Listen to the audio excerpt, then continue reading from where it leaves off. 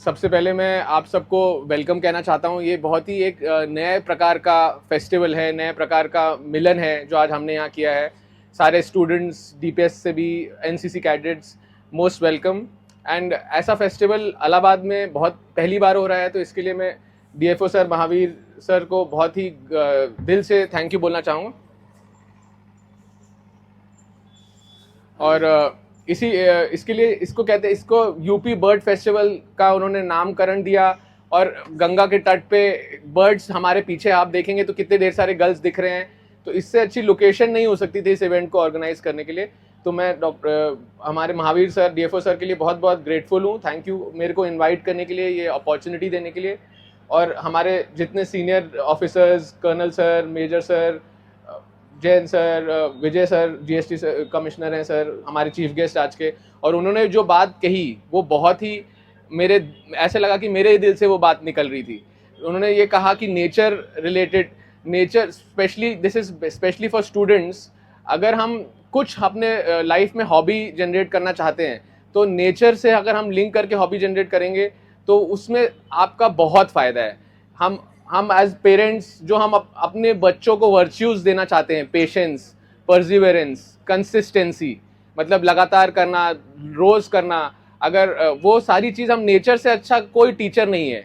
अगर आपको आम खाना होगा तो उसके लिए आपको आम का पेड़ लगाना होगा, और आम का पेड़ आज लगाओगे तो कल आपको आम नहीं मिलेगा। आप पहले आम का पेड़ लगाओगे, उसको आपको सही जगह लगाना पड़ेगा कि उसको सूरज की रोशनी मिले, सॉइल में न्यूट्रिशन हो, और उसके बाद फिर उसको रोज लगातार कोई पानी दे, और उसके बाद भी कई साल लगेंगे, 5 से 10 साल लगेंगे फाइनली आपको आम खाने के लिए। तो इसमें नेचर पेशेंस सिखाता है, परसिवरेंस सिखाता है, इसीलिए मेरा हमेशा से नेचर से लगाव रहा है। तो मैं आज आपको कुछ बर्ड्स ऑफ प्रयागराज के बारे में बताना चाहूँगा। और इस तरह के इवेंट्स बहुत ज़रूरी हैं। कई और बड़े शहरों में जैसे दिल्ली, बैंगलोर, बॉम्बे में ऐसे इवेंट्स होते हैं, और ये हमारे यूपी का बर्ड फेस्टिवल और प्रयागराज में ऐसा पहला बार इवेंट हुआ है। तो इसके लिए आप सबको इस इवेंट से जागरूकता फैलती है और बहुत आगे फ़ायदा होता है। और प्रयागराज में बर्ड वॉचिंग इतनी महत्वपूर्ण क्यों है? क्योंकि हम सब जानते हैं यहाँ संगम है, 3 नदियों का संगम है, और उसके वजह से यहाँ का जो रिवराइन हैबिटेट है, जैसे रिवराइन हैबिटेट मतलब जो रिवर्स के बीच में जो सैंड, जैसे आप पीछे देख सकते हैं सैंड बैंक्स है, छोटे छोटे रिवर के लेवल्स बढ़ते हैं, घटते हैं, उसके वजह से कुछ आइलैंड्स बनते हैं, उसमें बहुत सारे पक्षी हैं जो उन्हीं आइलैंड्स के में ही मतलब ब्रीडिंग करते हैं, नेस्ट हमारे उन्हीं आइलैंड्स पे करते हैं। तो ये इंडिया का गैंजेटिक प्लेन्स में ये जो हमारा प्रयागराज है, ये बहुत ही महत्वपूर्ण हैबिटेट है कई ढेर सारे पक्षियों के लिए। हमारे ये कुछ फोटोज हैं जो बर्ड्स अराउंड हमारे आसपास रहती हैं। जैसे लोगों को पता है कोयल, कबूतर और पैरट्स, ये कई कॉमन चिड़ियाज हैं। तो मैं कुछ फोटोज भी दिखाऊंगा और कुछ कहानियां भी बताऊंगा बर्ड्स रिलेटेड, ताकि आप लोग को सबको बर्ड्स में थोड़ा सा इंटरेस्ट जागे, और इंटरेस्ट जागने से धीरे धीरे लोग आप जागरूक होंगे, जिनके माध्यम से जिन्होंने मेरे को जाना है अभी तक, क्योंकि एज अ मेरे को जानते हैं as a laparoscopic cancer surgeon, पर साथ में बर्ड वॉचिंग भी जानते हैं। तो बहुत सारे मेरे दोस्त हैं जो कि जिनको बर्ड वॉचिंग से कुछ लेना देना नहीं है, लेकिन क्योंकि मेरे से सिर्फ जान पहचान हुई है, मेरे से कुछ कहानियां सुनी है, तो मेरे को हर दूसरे दिन कोई व्हाट्सएप पे सुबह फोटो भेजता है कि ये कौन सी बर्ड है। तो यही मेरा इस कार्यक्रम का जो सर ने बनाया है, यही उसका मतलब उद्देश्य है कि ये छोटी सी आपको जागरूकता जागने से बहुत फर्क पड़ेगा। आप छोटी सी, हर आदमी अगर थोड़ा सा भी नेचर के तरीके, चाहे बर्ड्स, चाहे वाइल्ड लाइफ, चाहे कोई भी, तो उससे बहुत फर्क पड़ेगा। So what do bird watchers do? Bird watchers क्या करते हैं? हम बेसिकली बर्ड्स को देखते हैं और उसके नोट्स बनाते हैं। बर्ड्स कहाँ देखी, जो पुराने जमाने में जब बर्ड वॉचिंग शुरू हुई थी तो ऐसे इस तरह से नोट्स बनाए जाते थे, स्केचेस बनाए जाते थे। उस समय तो कैमरे भी नहीं होते थे, अच्छे फोटोज भी नहीं खींच सकते थे, तो लोगों बर्ड्स को डिस्क्राइब करना होता था, कैसे दिखनी है, कौन सी प्रजाति है, कौन सी स्पीशीज है। तो बर्ड वॉचर्स पहले बर्ड्स देखते हैं, फिर उनके नोट्स बनाते हैं। आजकल ये नोट्स बनाने की जरूरत नहीं है, क्योंकि जैसे सर बता रहे थे, ebird.org एक यूएस की कर्नल इंस्टीट्यूट है, जो कि बहुत दुनिया की, विश्व भर की सबसे बड़ी वेबसाइट है ebird.org, और ये दुनिया के सारे देशों में उपलब्ध है, और हम उसमें से एक हमारा बड़ा देश है, इंडिया में भी उपलब्ध है। और इसमें बहुत ही सिंपल माध्यम से अभी आगे मैं बताऊंगा, आप अपनी फाइंडिंग्स जो आप देखें, जैसे सपोज आप हम यहाँ बैठे हैं, हम सब लोग मिलके बर्ड वॉचिंग कह सकते हैं कर रहे हैं, क्योंकि पीछे हमारे ढेर सारी बर्ड्स हैं, गर्ल्स हैं, तो उसको हम रिकॉर्ड कर सकते हैं। बहुत ही सिंपल मोबाइल ऐप है या लैपटॉप से भी कर सकते हैं, मोबाइल ऐप के माध्यम से बहुत सिंपल माध्यम से रिकॉर्ड करेंगे। और जो ये हम रिकॉर्ड करेंगे ये साइंटिस्ट द्वारा, ये एक साइंटिफिक डेटा, महत्वपूर्ण डेटा कलेक्ट होगा। तो आप अब बर्ड वॉचिंग भी कर रहे हैं, आप अपनी हॉबी भी कर रहे हैं, आप अपना इंजॉय भी कर रहे हैं, और साथ में आप साइंस को भी कंट्रीब्यूट कर रहे हैं। माइग्रेटरी पैटर्न्स बर्ड के सारे आपकी फाइटिंग से स्टडी होते हैं।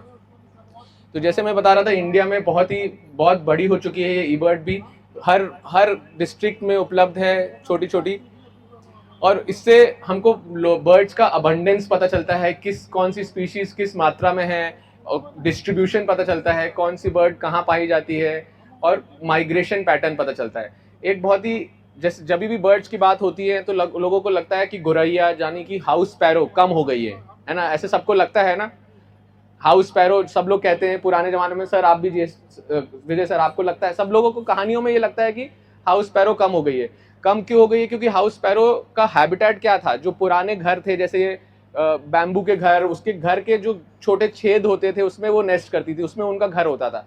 और वो सारे घर हमने हटा दिए, हमने वंस को काट काट के हमने सीमेंट की बिल्डिंग बना दी है जिसमें कोई छेद नहीं है उनके लिए, घर के लिए। लेकिन अच्छी इंटरेस्टिंग बात इसके डेटा, ई-बर्ड के डेटा से हमको ये पता चली है कि हाउस स्पैरो को कम नहीं हुई है, मतलब उनकी मात्रा कम नहीं हुई है, वो सिर्फ शहरों से दूर हो गई हैं। तो इसलिए कई सारे एनवायरमेंटल कंजर्वेशन एक्टिविटीज़, कई सारे फंड्स लोग एनजीओ में लगाते हैं कि हाउस स्पैरो को बचाओ, हाउस स्पैरो को बचाओ। बट हाउस स्पैरो ये ई-बर्ड जैसे वेबसाइट पे अगर आप सब लोग डेटा डालेंगे तो उससे ये पता चलता है कि हाउस स्पैरो को फंड्स की, कंजर्वेशन की ज़रूरत नहीं है, क्योंकि हाउस स्पैरो सिर्फ शिफ्ट हुई हैं। मतलब हमारे सिटीज़ से दूर जाके अभी भी गाँव में जहाँ छोटे घर हैं, जहाँ वैसे उस तरह के घर हैं जहाँ उनको पसंद है, सिर्फ शिफ्ट हुई है, लेकिन उनकी पॉपुलेशन एकदम थ्रेटेंड नहीं है, उनके नंबर्स अलार्मिंगली डिक्रीज नहीं हो रहे हैं। तो ये सारी इंपॉर्टेंट डेटा हमको पता चलता है। आपके हिसाब से कौन सी कॉमन है? देखिए, पिजन, कबूतर, मैना, गोरैया जैसे स्पैरो और तोता, ये 5 चिड़िया तो सबको पता होगी, लेकिन मैं उसके बाद की कुछ चीज़ें बताऊंगा। ये कुछ अलग अलग बर्ड्स के अलग अलग खाने के हैबिट्स होते हैं, है ना। तो ये हर उस खाने के हैबिट में बर्ड्स क्या खाती हैं उस पर उनका बीक डिसाइड होता है। जैसे जो मैना है या जो मुनिया है वो सीड्स खाती हैं, तो उसका इसी तरह सीड्स खाने के प्रति मतलब एवोल्यूशन द्वारा, नेचर द्वारा उस तरह से बनाए हैं। कुछ वेडर्स होते हैं जिनकी लंबी बीक देख रहे हैं आप, वो नदी के किनारे या ओशन के किनारे वो बालू में से, सैंड के अंदर से कुछ इंसेक्ट्स, वर्टिब्रेट्स, क्रस्टेशियंस निकाल के खाती हैं, तो उनके लिए उनको लंबी बीक चाहिए। और इसीलिए अलग अलग बीक हैं। जो कुछ फिश खाती हैं उनको अलग बीक चाहिए। और उसमें एक हमारी बहुत ही इंटरेस्टिंग बर्ड है जिसके बारे में सर भी बता रहे थे, इंडियन स्किमर, वो उसके बारे में मैं आके बताऊंगा। उनकी बीक एकदम यूनिक है। So some common and rare birds of our Prayagraj. ये बर्ड तो दुनिया में सब, जो इलाहाबाद में रहता है, इलाहाबाद की शान है, ये इसको कहते हैं साइबेरियन गल नाम से जाना जाता है, लेकिन इसका सही नाम है ब्राउन हेडेड गल। और जो आपको पीछे दिख रही है ढेर सारी मात्रा में, ये brown headed and black headed गल कहलाती हैं। 2 अलग अलग स्पीशीज होती हैं, brown headed and black headed गल। दोनों में बहुत कम डिफरेंस होता है, तो अंतर करना बहुत मुश्किल होता है, स्पेशली नॉन ब्रीडिंग में। तो एक चीज़ मैं बताना चाहूँगा कि बर्ड्स में कैसा होता है कि जब ब्रीडिंग टाइम होता है, अलग अलग बर्ड का जब नेस्टिंग टाइम होता है, जब मेटिंग होता है, जब उस समय काफ़ी सारी बर्ड्स का कुछ कलर या कुछ रंग अद्भुत हो जाता है। तो ये जैसे ब्राउन हेडेड गल है, लेकिन इस फोटो में आपको इसका सर ब्राउन नहीं दिख रहा है। तो ये देखिए, ये भी ब्राउन हेडेड गल है, लेकिन इसमें सर कैसा ब्राउन दिख रहा है। तो ये ब्रीडिंग प्लमेज में है। कोई ज़्यादातर पक्षियाँ ब्रीडिंग प्लमेज में थोड़ा रंग ला देंगी, और जब ब्रीडिंग प्लमेज में नहीं होंगी, जब ब्रीड नहीं कर रही है, तो वो कम कलरफुल होंगी। जैसे कि ये गल आपके सामने, ये इंडियन वाइट है, ये हर घर में होती हैं। बहुत छोटी चिड़िया हैं ये इंडियन वाइट है, और देखिए कितनी कलरफुल है।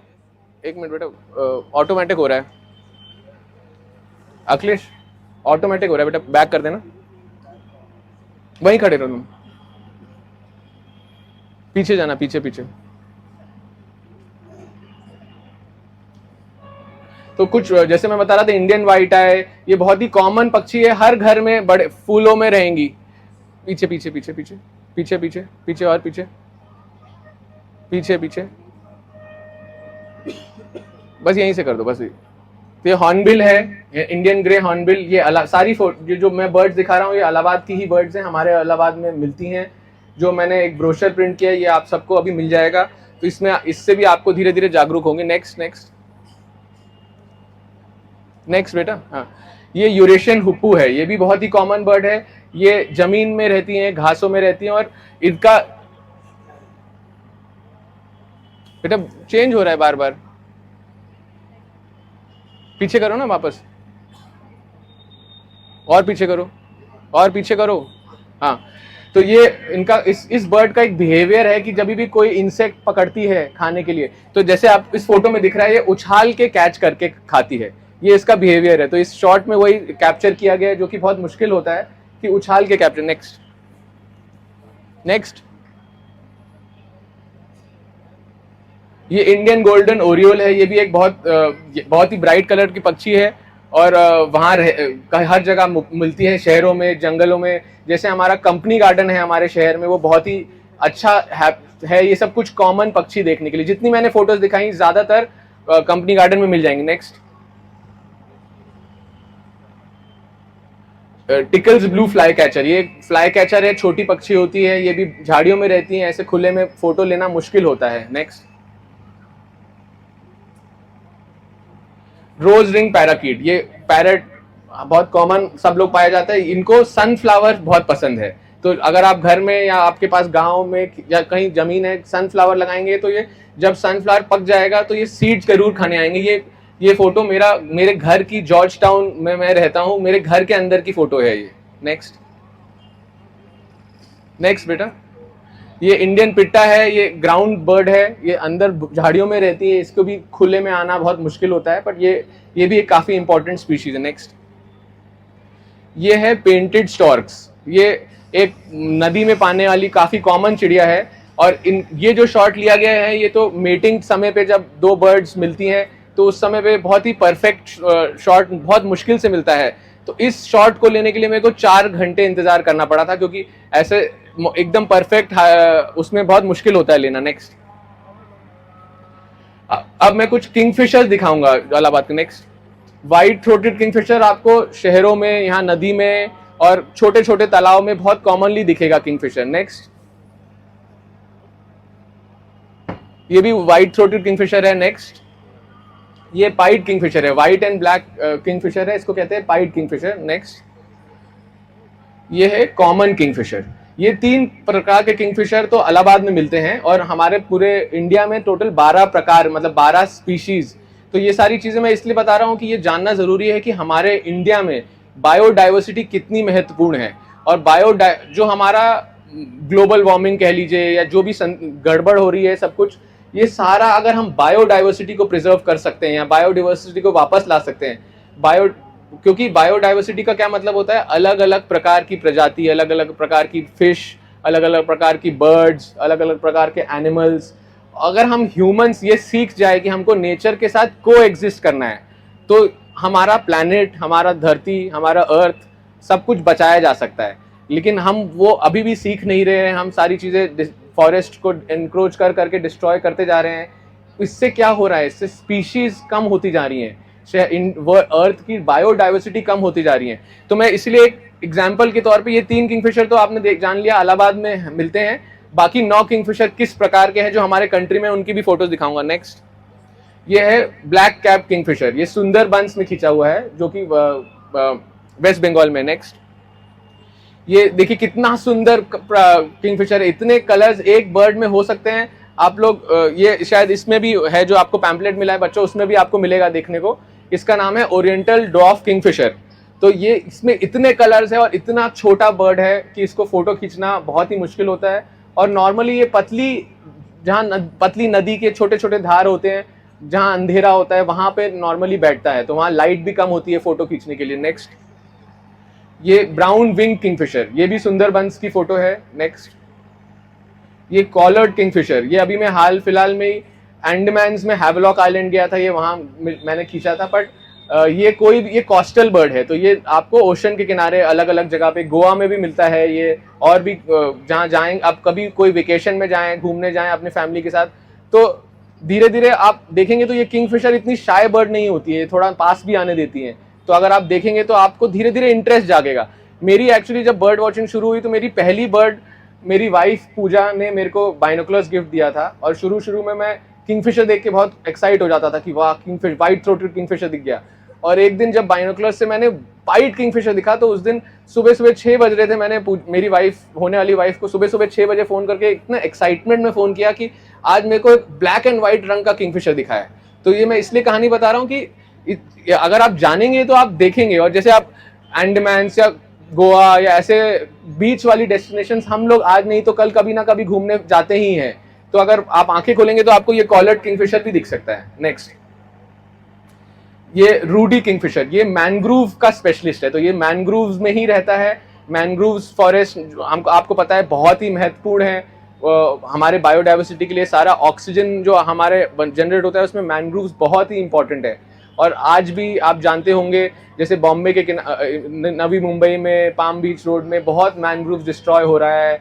और जैसे अभी निकोबार में भी, देखिए डेवलपमेंट तो ऑब्वियसली ज़रूरी है, बिना डेवलपमेंट के तो आगे कुछ नहीं हो सकता। पर एक विजन, वैसे हमारे आजकल मोदी जी और जितने हमारा डेवलपमेंट कर रहे हैं, ये पर्यावरण का ध्यान रखते हुए कर रहे हैं, लेकिन ये सिर्फ सरकार नहीं कर सकती, ये आपको भी करना पड़ेगा। ये सारे लोग, आप जागेंगे, नेचर के बारे में जानेंगे, तो प्लास्टिक इधर उधर नहीं फेंकेंगे। प्लास्टिक, एक प्लास्टिक का टुकड़ा आपको पता होगा, या तो बर्ड के पेट में जाएगा, वो बर्ड मर जाएगी, या तो वो ओशन या नदी में जाएगा, कोई मछली खाएगी, मछली मर जाएगी, डॉल्फिन खाएगी, डॉल्फिन मर जाएगी। तो कितना महत्वपूर्ण है कि प्लास्टिक फ्री होना। जब से मैंने ये पढ़ना और जाना शुरू किया, तब से मेरे को प्यास लगने के बाद भी मैं इन प्लास्टिक बॉटल में पानी नहीं पी पाता हूँ। मेरे को बहुत दुख होता है एक प्लास्टिक, क्योंकि एक बार प्लास्टिक, देखिए रिसाइकल तो हो सकती है, मतलब हम बचा सकते हैं, लेकिन कई चीज़ें होती है जो बहुत ही, जितना हो सकता है, जैसे स्कूल के बच्चे हैं, कितना अच्छी आदत है, अपनी वाटर बॉटल लेके जाते हैं। तो इसी तरह मैं सबसे जागरूक करूंगा कि अपनी अपनी पानी की बोतल रखें, ताकि प्लास्टिक बोतल कम से कम यूज हो। नेक्स्ट, ये है स्टॉक बिल किंगफिशर। ये बहुत ही बड़ा और बड़ी बीक वाला किंगफिशर होता है। ये मतलब इनलैंड किंगफिशर है, तो रिवर्स, लेक्स में मिलता है। नेक्स्ट बेटा, ये है क्रेस्टेड किंगफिशर। ये पाइड किंगफिशर जैसा ही होता है, लेकिन इसका क्रेस्ट होता है, इसकी एक कली होती है, और ये पहाड़ों में मिलता है, ये हिमालयन फुटहिल्स में मिलता है। ये फोटो 7 ताल की है। Next, blue eared Kingfisher. Next, ये इंडिया का रेयरेस्ट किंगफिशर है, और मेरे हिसाब से दुनिया किसी के पास इसकी 2-1 में फोटो नहीं होगी। और ये नामदफा में खींचा था मैंने लास्ट ईयर, और बहुत ही मुश्किल है, ये बहुत ही शाय किंगफिशर है, पर किस्मत से नेचर ने मेरे को ब्लेस किया जो मेरे को एक फ्रेम में 2 फोटो मिली। नेक्स्ट, अब हम बात करेंगे मेरी बहुत ही करीबी आउल्स ऑफ इलाहाबाद, है ना। आउल्स यानी कि उल्लू। लोग उल्लू के बारे में अलग अलग सोचते हैं, लेकिन मेरे को तो लगता है कि वो लक्ष्मी जी का एक वही है, एक वाहन है, तो उसके वजह से मेरे को तो बहुत प्रेम है आउल से। और इलाहाबाद में जब से मैं फोटोग्राफी शुरू करने लग गया था, तो कई लोग जानते हैं कि कभी कभी कई 1-2 बार कोई उल्लू एक इंजर्ड भी हुआ था। नेक्स्ट, मैं ये देखिए, ये इस आउल का नाम है बान आउल। तो एक बार एक बान आउल इंजर हुआ था किसी के घर में, तो उसको पता था कि मेरे को आउल्स और बर्ड्स बहुत पसंद है, तो उसने मेरे को एक बार इंजर्ड बान आउल ला के दिया। उसके पंख बहुत बुरी तरह से फट गया था। जैसे हम पतंग नहीं चलाना है, धागा नहीं उड़ाना है, खराब करना है, इससे ये बात सबको पता है। तो उसी पतंग के धागे में एक बेचारे बान आउल का पंख फंस गया था, और वो गिर गया, उसका बहुत बुरी तरह से पंख डैमेज था। तो मेरे पास आया, मैंने उसको, क्योंकि मैं डॉक्टर भी हूँ तो मेरे को थोड़ी नॉलेज थी, उसको एक हड्डी टूटी हुई थी, पंख की हड्डी थोड़ी टूटी हुई थी, तो उसको मैंने बर्ड्स के जो एक्सपर्ट होते हैं, मेरे कई फ्रेंड्स हैं न्यूजीलैंड में, 1-2 फ्रेंड हैं अमेरिका में, और कुछ लोग हैं दिल्ली में जो इसी के स्पेशलिस्ट हैं, तो उनसे डिस्कस करके मैंने उसकी पर्टिकुलर तरह से बैंडेज की। 10-15 दिन वो मेरे घर में एक वरांडे में मैंने रखा था, और उसके बाद वो उड़ने जैसे हो गया। तो उसके बाद मैंने जहाँ से पाया था उस एरिया में जाके उसको छोड़ दिया। और ताज्जुब की बात यह है कि मेरे घर जॉर्ज टाउन में मैं रहता हूँ, वहाँ आज तक मैंने बान आउल कभी नहीं देखा, लेकिन जिस दिन मैंने छोड़ा था और उसके 1 महीने बाद, एग्जैक्टली 1 महीने बाद, मैं रात को डिनर कर रहा था अपनी वाइफ के साथ, तो वो मेरे बेडरूम की खिड़की के बाहर एक पेड़ में आके बैठा, और मतलब जाहिर सी बात है कि वो वही आउल होगा, क्योंकि आज तक कभी नहीं देखा, और वो 1 घंटे तक सिर्फ बैठ के मेरे को देखते रहा, और मेरे को देख के हमेशा यही लग रहा था कि वो हंस रहा है और थैंक यू बोल रहा है। तो I am really grateful to mother nature कि मेरे को ऐसी अपॉर्चुनिटी दी उसको सर्व करने के लिए, मदर नेचर को। एंड आई विल, तो ऐसी चीज़ें मेरे साथ हुई है कि मेरे को मदर नेचर के लिए वापस ज़रूर कुछ ना कुछ करना ही है। तो और अपार्ट फ्रॉम माई प्रोफेशन जो मैं कर रहा हूँ, लोगों की जान बचाना, इस तरह से बर्ड्स की और एनवायरनमेंट को जितना बचा सके बचाने की कोशिश करूंगा मैं। नेक्स्ट, मॉटल वुड आउल, ये बहुत ही बड़ा आउल होता है, और ये इस पे आर्टिकल भी छपा था न्यूज़ में, क्योंकि ये पहली बार इस यूपी में पाया गया था। और ये हरीश चंद्र रिसर्च इंस्टीट्यूट है जो झूसी में, वहाँ मेरे एक बहुत ही सीनियर बर्डर फ्रेंड थे प्रोफेसर चंदन दिलावत, वो अभी इलाहाबाद छोड़ के राजस्थान शिफ्ट हो गए हैं, वहाँ उनके साथ ये मैंने खींचा था। नेक्स्ट, इंडियन ईगल आउल, ये भी बड़ा प्रजाति का आउल है।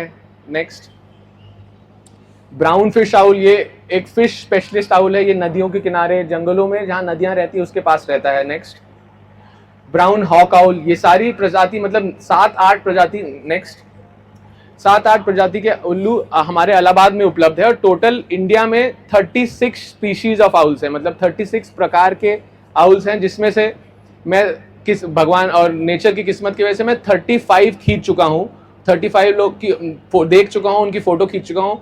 एक बचा हुआ है और वो है निकोबार स्कॉप्स आउल, जो निकोबार में मिलता है। अभी तक मेरे पास टाइम नहीं मिल पाया निकोबार जाने का। नेक्स्ट, तो इंडियन स्किमर के बारे में बात करते हैं। वैसे अभी अगला सेशन है प्रवीण जी का। Praveen Shaikh is my very close friend from BNHS, sir भी उनके बारे में बता रहे थे। तो मैं उनको 7-8 सालों से जानता हूं, जब मैं बॉम्बे में भी था। तो बीएनएचएस एक नेचुरल हिस्ट्री सोसाइटी है जो कि नेचर के बारे में, कंजर्वेशन के बारे में बहुत एक्टिविटीज करती हैं, और स्पेशली ये स्किमर्स के लिए। तो परवीन शेख जो हैं वो स्किमर्स के लिए बहुत सालों से काम बहुत अच्छी तरह से कर रही हैं। अभी आप उनको सुनेंगे भी मेरे बात थोड़ी देर। तो जो ये इंडियन स्किमर है ये एंडेंजर्ड है, जैसे सर ने बताया 1200-1300 पूरे विश्व भर में बचे हुए थे और बचे हुए हैं। और अभी तक माना जाता था कि चंबल डिस्ट्रिक्ट जो है एमपी में, वहाँ पे ये ब्रीडिंग करते हैं। लेकिन कुछ सालों से, पिछले 4-5 सालों से मैं और कई लोग और भी हम लोग मिलके इनको ट्रैक कर रहे हैं। तो ये इलाहाबाद में काफ़ी अच्छे नंबर्स में पाया जाता है। तो ये बहुत ही बड़ी बात है इलाहाबाद के शहर के लिए कि इलाहाबाद में मतलब ये पाया जाता है। और इलाहाबाद में इसका नंबर्स मतलब विंटर के महीने में हमने एक दिन में 200-300 तक, 250-300 तक देखे इंडियन स्किमर, जहाँ की विश्व भर में सिर्फ 1300 हैं। 1300 में से 250 एक समय में इलाहाबाद में होना बहुत ही बड़ी बात है। तो इसलिए ये एक बहुत ही यूनिक बर्ड होती है। जैसे इसमें देखेंगे लोअर मैंडिबल, जो नीचे का बीक है वो लंबी होती है और ऊपर की बीक छोटी होती है। और ये इसका स्किमर क्यों है, ये पानी के सरफेस पे एकदम नीचे उड़ता है और नीचे की जब अपना जो बीक होती है वो खोल के पानी के अंदर डुबो के स्किम करता है। नेक्स्ट ऐसे पानी की बीक। नेक्स्ट तो ये हमने नेस्टिंग में ये अपने बच्चे को खिला रहा था, खेल रहे थे, तो ये सब हमने नोटिस किया है। स्किमर्स के बारे में मैं ज़्यादा नहीं बोलूँगा क्योंकि अभी प्रवीण जी आपको डिटेल में बताएंगी। नेक्स्ट ये देखिए एक स्किमर का बच्चा है, जो ये सब सारी फोटोज इलाहाबाद की है। तो ये बायोडाइवर्सिटी के लिए और इकोसिस्टम के लिए, स्पेशली हमारे प्रयागराज यूपी के लिए बहुत बड़ी फाइंडिंग है कि इलाहाबाद में वो नेस्ट करते हैं। और नेस्ट करते हैं कहाँ पे हैं, जैसे जब पानी कम हो जाता है तो जो आइलैंड्स बनते हैं, सैंड बैंक्स बनते हैं, वहीं पे ये नेस्ट करते हैं। तो उसको हम डीएफओ सर के साथ मिलकर हम 2-3 साल से उसको बचाने की कोशिश कर रहे हैं। सर के लिए मैं बहुत ग्रेटफुल हूँ कि सर ने काफ़ी उस पर स्टेप्स उठाए लास्ट ईयर भी, और होपफुली इस साल हम और ज़्यादा स्टेप्स उठाएंगे। क्योंकि उसमें कैसा होता है कि कुत्ते, और जब जहाँ नेस्ट बन जाते हैं वहाँ अंडे देने के बाद कुत्ते रिवर, पतली पतली रिवर क्रॉस करके उसको डिस्ट्रॉय कर देते हैं। तो बेसिकली इतनी कम रेयर बर्ड है, लेकिन उस एंडेंजर्ड होने की वजह से वो डिस्ट्रॉय हो रही हैं, और जितने अंडे देती हैं उतने मतलब फॉर्ज नहीं हो पाते, उतने बच नहीं पाते हैं। नेक्स्ट इसके साथ ही एक और बहुत ही रेयर बर्ड है जो कि कहते हैं ब्लैक बेलीड टर्न्स। एक जैसे गल्स देखते हैं, ये रिवर या पानी की बर्ड है, इसी तरह टर्न्स भी थोड़ी छोटी होती हैं गल्स से। वो भी उसमें से एक रेयर बर्ड है, वो भी एक एंडेंजर्ड बर्ड है, जो भी वहाँ धौलपुर और चंबल में पाई जाती थी, और लेकिन इलाहाबाद में भी रिकॉर्ड होने लग गई है। उसका नाम है ब्लैक बेलीड टर्न्स। नेक्स्ट तो ये टर्न नीचे देखेंगे पेट पूरा काला होता है, लेकिन ये भी फिर ब्रीडिंग प्लमेज में काला दिखेगा। जब मैं बता रहा था कि कुछ महीने होते हैं जिसमें वो काला दिखेगा, नहीं तो उसको काला नहीं दिखेगा। नेक्स्ट ये बर्ड की कहानी मैंने डीएफओ सर को एक फोटो भी दी थी लास्ट ईयर, रेड नेक फेलोरोप। तो जैसे मेरा जब बर्ड लव शुरू हुआ, जब मैं एमबीबीएस एमएस कर रहा था नागपुर में, तो मैंने नई नई प्रजाति देखना शुरू किया और मेरे को इच्छा जागी कि अपने काम के साथ जब टाइम मिलेगा धीरे धीरे करके मैं सारी इंडिया में टोटल 1300 प्रकार ऑफ स्पीशीज हैं, मतलब प्रकार की चिड़िया हैं, वो सारी देखना चाहता हूँ, ऐसा इच्छा है। तो मैंने शुरू किया था 10-12 साल पहले। और तो इस सिलसिले के लिए हमको अलग अलग कोने में जाना पड़ता है, अलग अलग फॉरेस्ट में, अलग अलग हैबिटेट में, क्योंकि हर फॉरेस्ट की, हर हैबिटेट की, हर जगह की अलग अलग स्पीशीज ऑफ बर्ड्स होती हैं। तो इसी तरह की एक बर्ड है ये रेड नेक फेलोरोप, जो कि नॉर्मली गुजरात में, राजस्थान में छोटे विंटर्स में ये पैसेज माइग्रेंट बर्ड होती है। मतलब ये इंडिया में आती हैं माइग्रेटरी, लेकिन 15-20 दिन के लिए आती हैं, फिर वापस चली जाती हैं आगे। तो ये मैंने कई बार ढूंढने की कोशिश की है, गुजरात में, राजस्थान में और दिल्ली के आसपास भी कभी कभी दिखती थी, लेकिन कई बार मेरे को नहीं मिली। और एक बार मैं इलाहाबाद में ही था, एक दिन मैं उठा, प्रोफेसर चंदन जिनके बारे में मैं बता रहा था हरीश चंद्र इंस्टीट्यूट में, वहाँ पे उन्होंने एक सैंड पाइपर खींचा था झूसी के पास में, छठनाग घाट में। तो मैंने बोला चलो, बहुत दिन से मैंने बर्ड वॉचिंग नहीं की है, काम में व्यस्त था, लेकिन आज 1 घंटे सुबह समय निकाल के जाऊँगा, सुबह 7 बजे। ये मई का महीना था, मई में गर्मी भी थी ज़्यादा, और उस समय मैं गया तो आप, मैं यकीन नहीं पा रहा था, मेरे को ये बर्ड प्रयागराज में मिली, जो कि ये यूपी का पहला रिकॉर्ड था। आज तक ये यूपी में कभी नहीं पाई गई थी।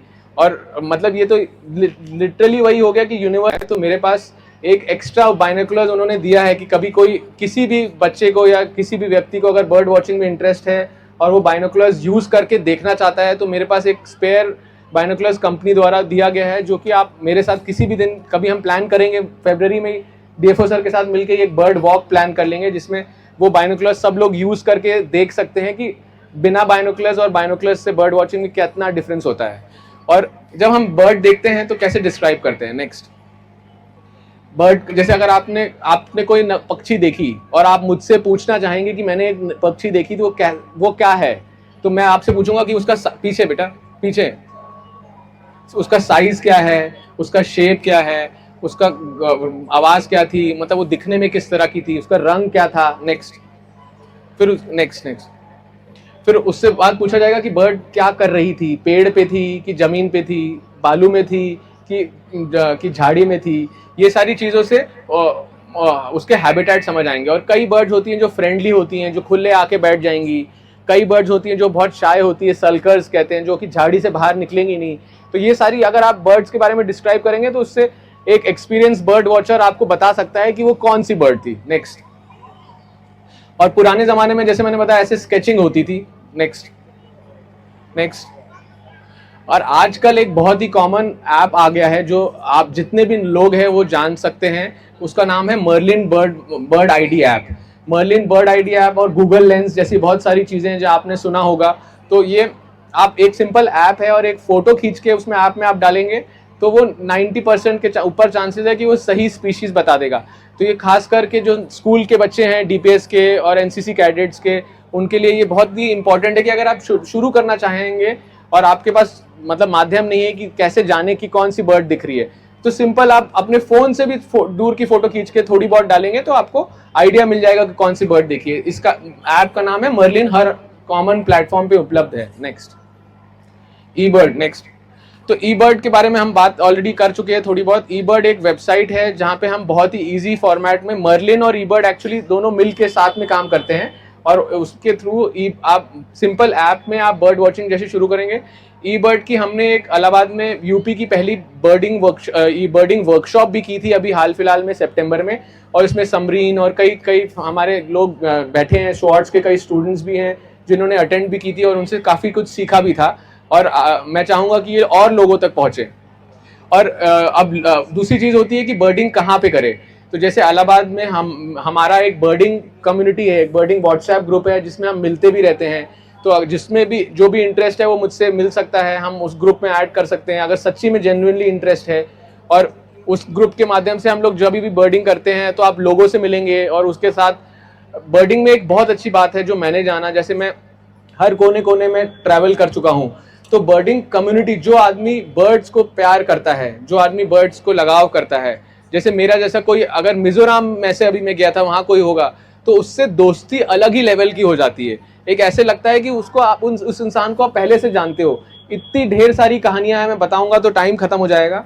मतलब मैं अरुणाचल प्रदेश, अंडमान, मैं जहां पे भी जाता हूँ बर्डिंग कम्युनिटी में कोई ना कोई मेरा अच्छा दोस्त मिल जाता है जिससे मैं कभी जिंदगी में मिला नहीं हूँ, लेकिन फेसबुक सोशल मीडिया के थ्रू एक दूसरे को हम जानते हैं, एक दूसरे की बर्ड्स को फोटोज को लाइक करते हैं। और जब कभी मौका मिलता है वो हमारे देश में हमारे सिटी में आता है या मैं उनके सिटी में जाता हूँ तो इतने प्यार से मिलते हैं, ऐसे लगता है कि हम सालों से दोस्त हैं।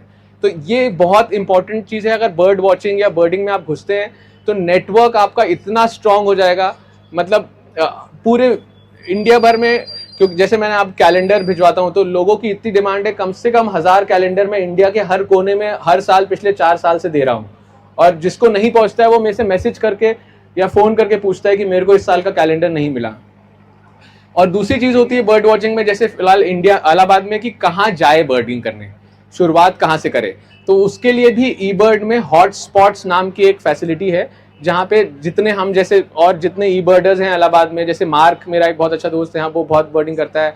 आजकल रूपम, तान्या, शॉर्ट्स के स्टूडेंट्स हैं जो कि बहुत बर्डिंग कर रहे हैं, तो उनके वो लोग सब जानते हैं इसके बारे में। नेक्स्ट, तो ये ई बर्ड के ही पेज है जिसमें हॉटस्पॉट्स दिखाया है। तो पहले 10 हॉटस्पॉट्स जहाँ ज्यादा प्रजाति, ज्यादा स्पीशीज पाई जाती हैं वो इलाहाबाद की हैं। जैसे हरीश चंद्र इंस्टीट्यूट जो मैंने बताया था, झूसी के तट पे ही है। तो वहाँ वो अंदर वो इसमें एक्चुअल हैबिटेट ऐसा है कि एक तो नदी के किनारे है और अंदर बहुत ही अच्छा फॉरेस्ट है, डेंस फॉरेस्ट है, और प्लस अनडिस्टर्ब्ड है क्योंकि वो इंस्टीट्यूट के अंदर है। तो कोई ज्यादा कुत्ते और ज्यादा लोगों का आना जाना भी नहीं है, इसकी वजह से बहुत अच्छा हैबिटेट है। फिर Guleria dam, Kalidas point, Phaphamau bridge, Arail, Mawaiya, means इस तरफ के कई गांव, ये सब शॉर्ट्स इंस्टीट्यूट भी एक हॉटस्पॉट में है क्योंकि शॉर्ट्स भी ऐसी जगह पे है जहाँ पे अंदर थोड़ा फॉरेस्ट कवर काफी अच्छा है। मेरे को अभी तक मौका नहीं मिला है शॉर्ट्स में बर्डिंग करने का, लेकिन मैं जरूर कभी ना कभी करूंगा। तो और मैकफर्सन लेक, तो ये कुछ हॉटस्पॉट्स हैं हमारे शहर के जहाँ जैसे आप देखेंगे 175 प्रकार की स्पीशीज, 160 प्रकार की स्पीशीज इन जगह पे पाई गई है। नेक्स्ट, माई ई बर्ड जर्नी। सो ई बर्ड जैसे मैंने बताया विश्व भर की वेबसाइट है, और उन्होंने जब मैंने धीरे धीरे फोटोज खींचनी चालू करी तो उनके होम पेज पे जाएंगे तो मेरी कई बार फोटोज उनके होम पेज पे आई हैं जो कि पूरे दुनिया भर में सबको दिखती हैं। तो ये मेरी फोटो है नागा रेन बैबलर जो कि नागालैंड में खींचा गया है और ये होम पेज पे आई थी। नेक्स्ट, और ये मेरा अभी करंट ई बर्ड होम पेज है। तो देखेंगे जैसे मैं 3-4 स्टेट 5 स्टेट बची हैं जहां मैंने अभी तक बर्डिंग नहीं की है, मतलब बर्ड वॉचिंग नहीं की है, पर उसके अलावा अभी तक मैं इंडिया में 1139 स्पीशीज देख चुका हूं या फोटो खींच चुका हूं। नेक्स्ट, ये हमारा जो यूपी का बर्डिंग वर्कशॉप हुआ था, जो सब लोग ने, शॉर्ट्स के स्टूडेंट्स कई लोगों ने अटेंड किया था, वो हिंदुस्तान टाइम्स ने कवर भी किया था। नेक्स्ट, ये जो मॉर्टल वुड आउल के बारे में मैंने बताया था वो आया था टाइम्स ऑफ इंडिया में। नेक्स्ट, अब मैं थोड़ा सा, सर टाइम है मेरे पास, फोटोग्राफी के बेसिक्स बता दूं महावीर सर? फोटोग्राफी के बेसिक्स आपने बोला था, जल्दी से, ज्यादा। नेक्स्ट, तो फोटोग्राफी एक आर्ट है मेरे हिसाब से, सबके अंदर होती है, वो बस एक पर्सपेक्टिव है, मतलब एक नजरिया है देखने का। और अगर आप अपने अंदर झांकेंगे तो सबके अंदर वो आर्ट जरूर है। और धीरे धीरे, और फोटोग्राफी में एक और चीज है कि वो आपको सही समय पे शटर दबाना है, तभी आपको वो मोमेंट मिलेगा। और वो बर्ड वॉचिंग में थोड़ा और मुश्किल है क्योंकि बर्ड एक कोई पर्च तो नहीं करेगा आपको, कोई पोज तो नहीं करेगा, बर्ड आएगा उड़ जाएगा। बर्ड के लिटरली पंख होते हैं और वो कभी भी उड़ सकता है। तो और लेकिन तो भी बहुत ही इंटरेस्टिंग फील्ड है। Next next next next next, तो नेक्स्ट कर बेटा, जल्दी जल्दी करना है। तो बर्ड बेसिकली फोटोग्राफी जो होती है वो लाइट पे बेस्ड होती है। लाइट को हमको कैसे मैनेज करना है, तो जो हम कैमरे पे उसको कैप्चर कर पाए उसको कहते हैं एक्सपोजर। इसकी डिटेल में हम जब जो लोग इंटरेस्टेड होंगे हम सर से बात करके कभी फिर से वर्कशॉप कर लेंगे। नेक्स्ट नेक्स्ट, तो लाइट ज्यादा हो जाएगी तो फोटो जल जाएगी, लाइट कम होगी तो फोटो। नेक्स्ट कर दो बेटा, next next next next next.